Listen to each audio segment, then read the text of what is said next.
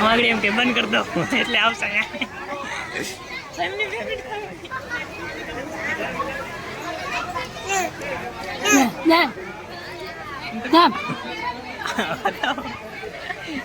બંધ કર દો કર દો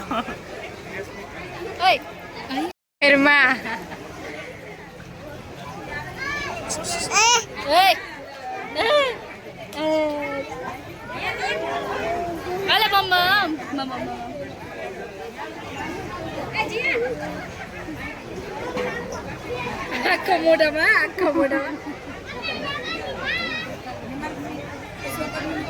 જો બોની માસી આખો મોઢો લે થોડી તોડીને લ્યો પરસાદી લઈ લ્યો લે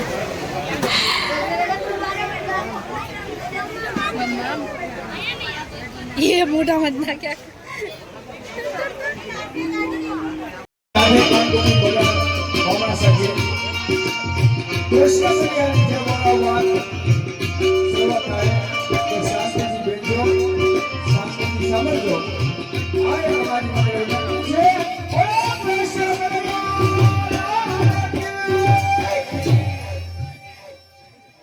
भगवान